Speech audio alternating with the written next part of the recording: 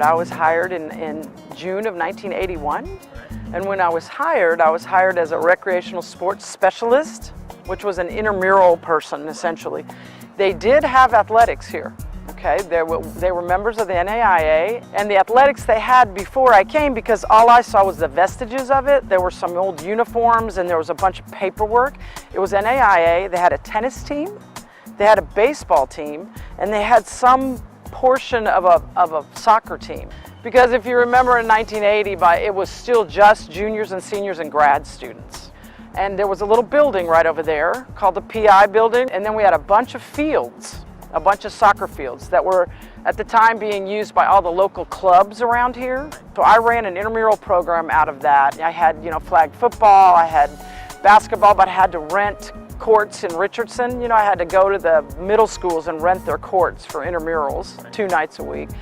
We could use our fields for everything else, and we had baseball, we had softball diamonds. We didn't have a baseball field. And in 1990, they made the decision here to add freshmen and sophomores. So in 1990, that fall, we had our first freshman class of 100 students. That was it. When the next year, they came back for fall of 91, there were only 40 of them left because there was nothing for them to do on campus. So those classes increased. We started getting, students more involved. They wanted more to do. So by about 93, the students had a referendum, and they voted to tax themselves, to create a fee that would build this building behind us. And the other thing they did was charge me, it was kind of through Darylene, we talked about it. We had a club soccer team. She said, let's make that a varsity soccer team. And she just said, do it. So I was like, okay. Of course, it's the students that are visible and on campus at the time. And back then, there was a bit of a wasteland out here, if you can believe it. You could literally walk across campus and not see a soul during the day. Everybody came to school at night. But, it had changed a little bit. And so we were getting those students that were involved in the student union or involved in student government. And we would get those people to focus on some fraternity, sorority people. And so they were all very much for, yes, add it. Yeah, that'll increase student life. That'll give us, it'll make us feel more part of the university. They were all for it. The faculty wasn't sure. The faculty wasn't a big supporter of starting athletics. They were all kind of they didn't like the idea of us being a football school. Well, never mind, we were never even going to start football. It was never in the mix, but they were afraid of that mentality. I did research on it, figured out how can we do this with just one team. We had men's soccer team, and then they wanted me to start a women's as well. So I'm like, well, where does that fit in, right? So I researched it, and of course, the only place you could really go was NAIA, because as you know, the NCAA has all kinds of requirements, right? So I approached the NAIA, and we joined the NAIA, and that was in the fall of 1994. So we were an NAIA team, so that way we got a schedule, kind of, and we also got post-conference play if we, qualified. So it was something, In the meantime, the building started getting built, right, in 97-ish. Meanwhile, I got the teams going. I hired a part-time soccer coach. And, the NAIA was a real mixed bag because, you were with teams that had scholarships and teams that didn't. There were teams that we would play that might have 30-year-olds on it. It wasn't really a good fit for us, but we had no other options. So by 98, the building was getting built. The students were pushing for more sports, more stuff. So I went to the administration and said, hey, how about we join the NCAA?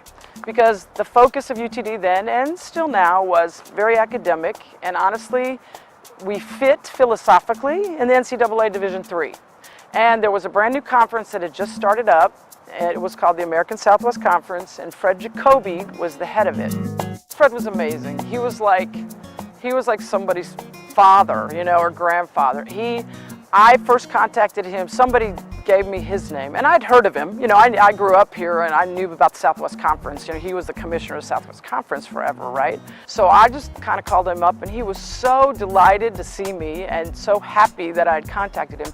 He invited me over there, so we had many a meeting over in his office, you know, and he just would talk me through the whole thing about, you know, this is what Division III is, these are the schools, you know, and I had reservations. I'm like, well, you know, we're a state institution, do we really fit? And he absolutely believed that we did, and he brought that to the conference like that, so I think that was very helpful, because it's true. I mean, philosophically, we still fit, you know, I mean, they don't, you know, the first focus is not athletics, it's academics, and that's what Division III is all about.